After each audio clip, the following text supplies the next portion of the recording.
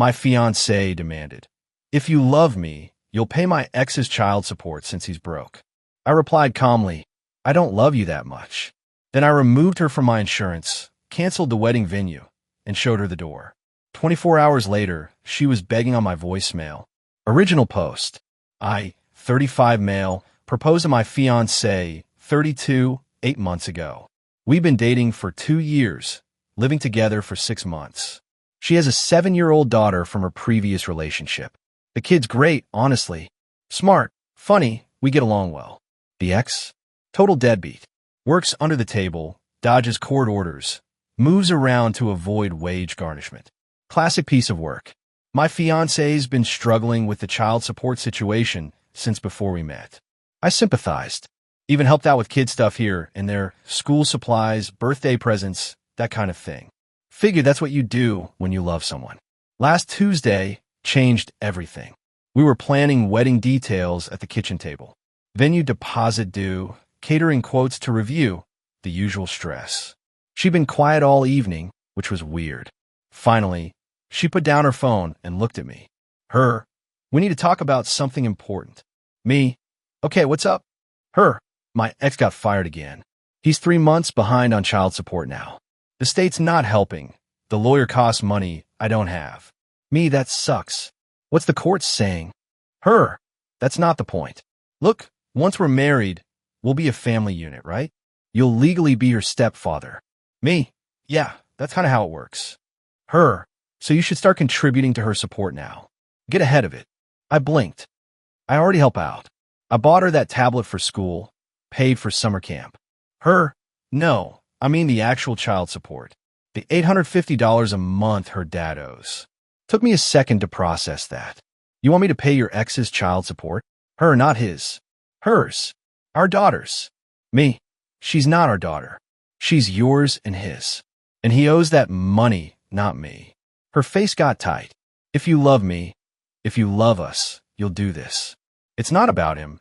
It's about making sure she has what she needs. Me. She has what she needs. You work, I help out. She's fed and clothed and happy.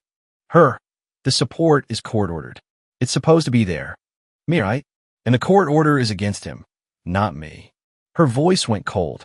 So, you're saying you won't help your future stepdaughter? Me. I'm saying I won't pay another man's legal obligation.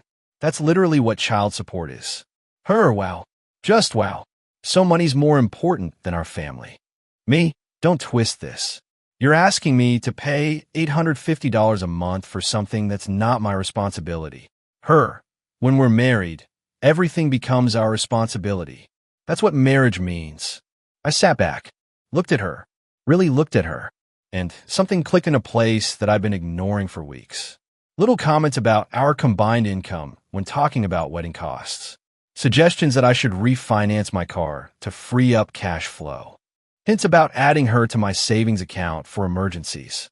Me, let me ask you something. When we get married, are you planning to keep working? Her, what? Why does that matter? Me, just answer. Her, well, I was thinking maybe I could cut back hours. Focus on being home more for her. You make enough for all of us. And there it was. Me, I don't love you that much. Her, what? Me, you heard me. I don't love you enough to be your personal ATM while you quit your job and I pay your ex's debts. Her face went red. Are you serious right now? We're getting married in 4 months. Me, no, we're not. I got up, went to my laptop, logged into my insurance portal, clicked through to dependents. Removed her. She'd been on my health insurance for 3 months as my domestic partner. Her, what are you doing? Me, removing you from my insurance. Effective end of this month. Her, you can't do that. Me, watch me. Next, I called the wedding venue. Got voicemail. Left a message. This is my name. I need to cancel the booking for date and discuss refund options. Please call me back. She was staring at me like I'd grown a second head. Her, you're canceling our wedding over this? Me, I'm canceling our wedding because you just showed me exactly why you're marrying me. And it's not love. Her, that's insane. I love you. Me, you love my paycheck. There's a difference. Her, I can't believe you're being this selfish. My daughter needs. Me, your daughter needs her actual father to pay his actual child support. Not me. Now, I need you to pack your stuff and leave. Her, where am I supposed to go? Me, not my problem anymore. You've got family, friends. Figure it out. Her, this is MY apartment too. Me, no, it's my apartment that you moved into 6 months ago. Your name's not on the lease. You don't pay rent. You're a guest who's overstayed her welcome. She tried crying, then yelling, then crying again. I just sat there, weirdly calm, like a weight had lifted. Finally, around midnight, she called her sister to pick her up. Took her clothes, toiletries, some kitchen stuff she'd brought. Her daughter was at her grandma's for the week, so at least she didn't have to see this. She left with a final, "You'll regret this. You're making the biggest mistake of your life." Me, pretty sure the biggest mistake was ignoring all the red flags until now. But thanks for the warning. Door closed. Locks changed first thing next morning. That was 36 hours ago. My phone's been blowing up. Her sister, her mom, her friends, all telling me what a horrible person I am for abandoning her. Voicemails from her crying, apologizing, saying she didn't mean it like that. The venue called back. They'll refund 60% since we're canceling more than 90 days out. Not great, but could be worse. Honestly, I feel relieved, like I dodged a bullet. Update 1, 5 days later. So it's been a wild week. Thanks for the support and reality checks in the comments. Seriously helped me stay sane. First, the voicemails. She left 23 in the first 48 hours. Started apologetic. "I'm so sorry. I didn't mean it. Please let's talk." Turned angry. "You're being ridiculous. We can work this out if you just listen." Ended up desperate. "Please, I need you. We need you. Don't do this." I didn't respond to any of them. Blocked her number Tuesday. Then her sister showed up at my apartment Wednesday evening. Rang the bell like she was trying to break it. Her sister, "We need to talk." Me, "We really don't." Her sister, "She's devastated. Do you have any idea what you've done to her?" Me, "Yeah. I stopped signing up to be her retirement plan." Her sister, "She loves you.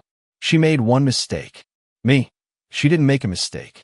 She showed me her actual plan. Used me to pay her bills while she stops working and makes me responsible for another man's kid." Her sister, "That's not fair. She's been a single mom for years. She's tired." Me, "And I'm supposed to fund her early retirement because..." Her sister, "Because you're supposed to love her." Me, "I did. Past tense. Tell her to stop calling." I closed the door. She stood there for like 5 minutes, then left.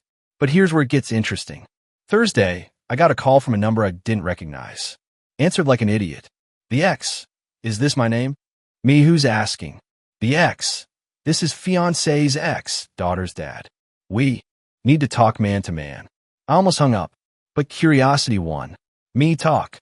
"The ex. Look, I heard you and fiancé broke up. That sucks, man. But here's the thing.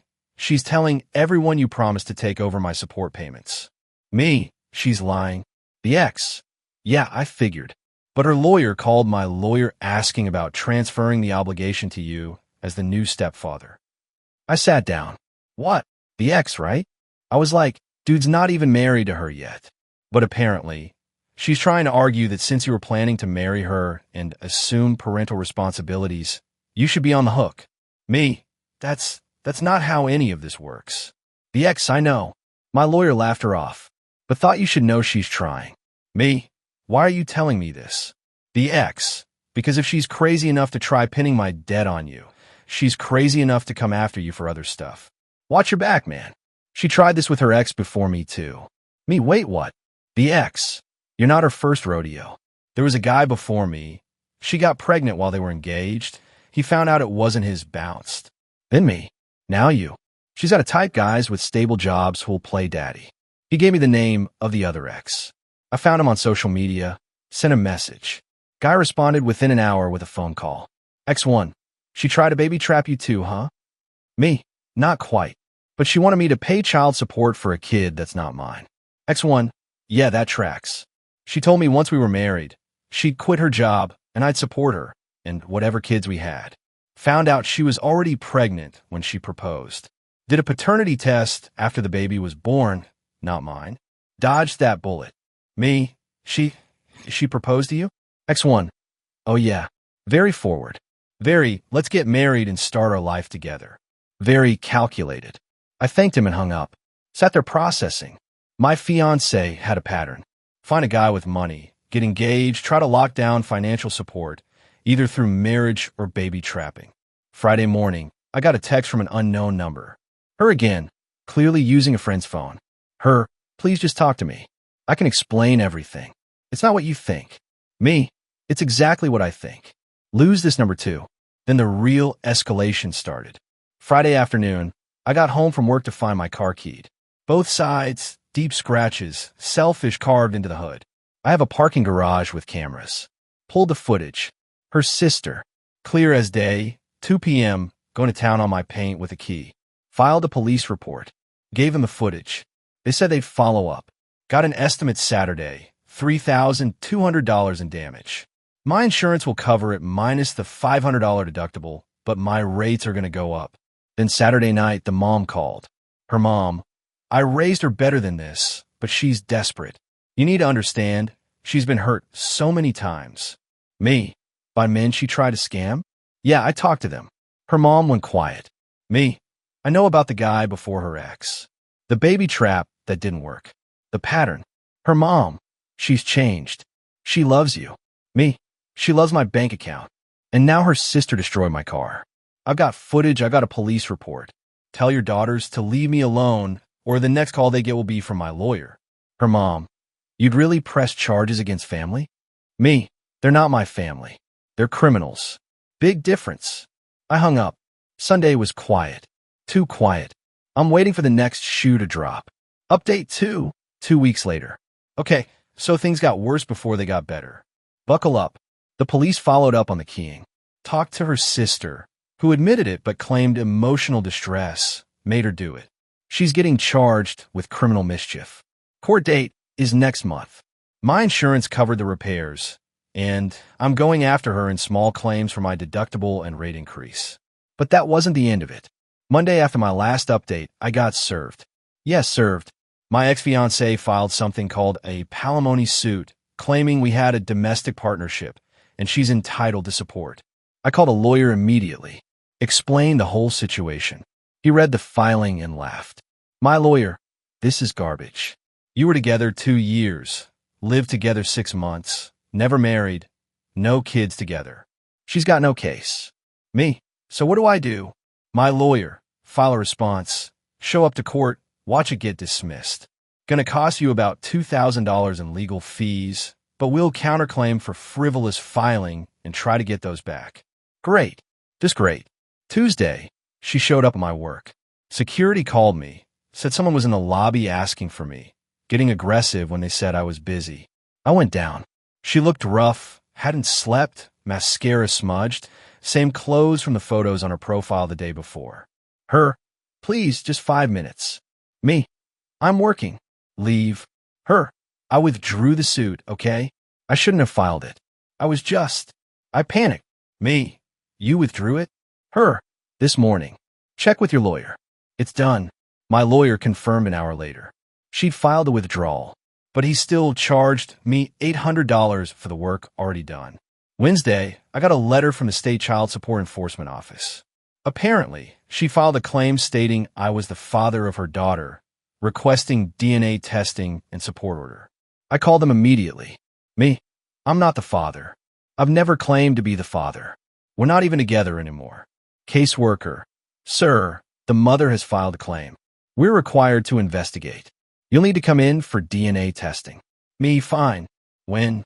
Set up an appointment for Friday. Brought my lawyer. Did the swab. Obviously came back not a match. Case closed.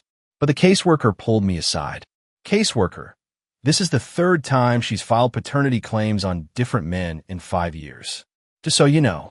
Me, 3rd. Caseworker, can't give you names, but be careful. This woman's trying to find anyone to pay that support. My lawyer looked grim when I told him. My lawyer, she's desperate. Desperate people do stupid things. Document everything. Every interaction, every call, every letter. You might need a restraining order. Thursday, her mom showed up, not at my apartment, at my neighborhood coffee shop where I grab breakfast before work. Must have been watching my routine. Her mom, please. She's going to lose the apartment. She can't afford it without help. Her daughter's going to be homeless. Me, she works. She gets assistance. She'll figure it out. Her mom, you're going to be family. Doesn't that mean anything? Me, it meant something until she tried to make me financially responsible for someone else's kid. Then it meant I dodged a bullet. Her mom, she made a mistake. One mistake. You're destroying her life over one conversation. Me, that one conversation revealed her entire plan. I'm not the villain here. Her mom started crying. Real tears this time, not manipulation. Her mom, what's she supposed to do? Me, get the actual father to pay his court-ordered support. Apply for more assistance. Work more hours. Cut expenses. You know, what everyone else does. Her mom, she can't do this alone. Me, she's been doing it alone. She just wanted to stop doing it alone by using me. I'm not interested. I got up and left. Felt bad for about 30 seconds. Then remembered the keyed car, the frivolous lawsuit, the false paternity claim. Friday, the DNA. Results came back officially. Sent a copy to my lawyer, kept one for my records. My lawyer sent a letter to her lawyer. Apparently she got one. Threatening legal action if she filed any more false claims against me. Saturday, I got a call from my bank. Someone tried to access my account claiming to be my wife, saying she lost her debit card and needed a new one. Bank, we obviously didn't give her anything, but we wanted to alert you. Do you have a wife? Me? Nope. That's my ex-fiancée trying to commit fraud. Bank, we'll note that on your account. You might want to freeze your credit. Did that immediately. Put fraud alerts on all 3 bureaus. Changed all my passwords. Again, this woman is relentless. Sunday, I finally got some peace. No calls, no visits, no attempts at identity theft. Just quiet. My lawyer says if she tries anything else, we're filing for a restraining order and possibly pressing charges for harassment. I'm documenting everything in a folder labeled Evidence of Crazy. The wedding venue refunded 62% after fees. The ring's going back to the jeweler this week. They'll give me 80% back. Breaks my heart a little, not gonna lie. I really did love her, or who I thought she was. But every time I start feeling bad, I remember she wanted me to pay $850 per month for a kid that wasn't mine, quit her job, and live off my income while her ex skated free. That's not love. That's a business transaction, and I'm not for sale. Update 3, 1 month later. Final update because this story needs to end and I need to move on. The restraining order got approved. After the bank fraud attempt, my lawyer filed and the judge granted a temporary order. We had a hearing last week for the permanent one. She showed up with her lawyer, a different one, probably because the first one realized she was insane. Tried to argue I was harassing her, that I'd threatened her, that I was dangerous. My lawyer presented the voicemails, where she's clearly the one doing the calling, the security footage of her sister keying my car, the police report, the frivolous palimony suit, the false paternity claim, the bank fraud attempt. The judge looked at her like she'd lost her mind. Judge, ma'am, this man has documented evidence of you and your family harassing him, filing false claims, and attempting fraud. I'm granting the permanent restraining order. You're to have no contact, direct or indirect, for 2 years. Do you understand? Her, but Your Honor, I love him. Judge, that's not relevant. No contact. If you violate this order, you'll be arrested. She started crying. Her lawyer looked embarrassed. I felt nothing, just tired. Outside the courthouse, her lawyer caught up with me. Her lawyer, for what it's worth, I'm sorry she dragged you into this. I advised her to let it go weeks ago. Me, why didn't she? Her lawyer, between you and me, she's broke. Her ex hasn't paid support in 6 months. She's behind on rent. Her credit cards are maxed. She was counting on your income to fix everything. Me, that's sad, but not my problem. Her lawyer, I know, just thought you'd want to understand. I did understand. I also didn't care. The criminal case against her sister went to court 2 weeks ago. She pled guilty, got probation and restitution. Has to pay me back $2,100, my deductible plus estimated rate increase for 2 years. She set up a payment plan, $100 per month. My lawyer says I'll probably never see all of it, but at least there's something. As for my ex-fiancée, heard through mutual friends who've all dropped her, by the way, that she moved in with her mom, lost her apartment, had to pull her daughter out of the school district she liked, applied for more assistance, got a second job on weekends, basically living the life she was trying to avoid by marrying me. Someone asked me if I felt bad. Honestly, no. She made choices. She tried to manipulate, lie, commit fraud, and harass me when I wouldn't play along. Those choices have consequences. Could I have handled it better? Maybe.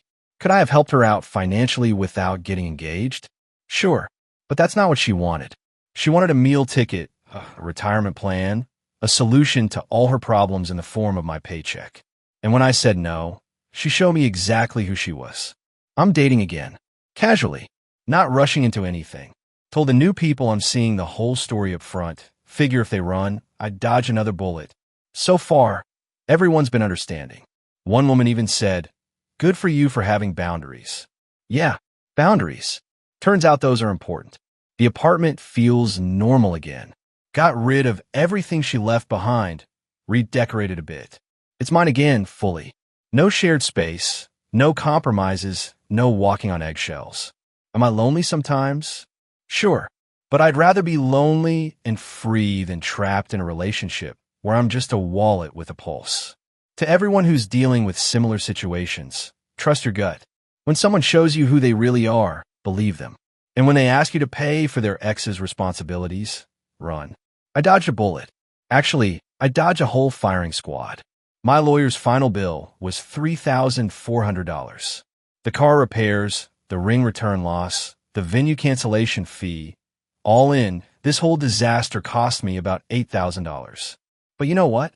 That's still cheaper than a divorce, and way cheaper than paying someone else's child support for the next 11 years.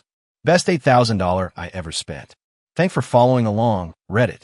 Time to close this chapter and actually move on with my life.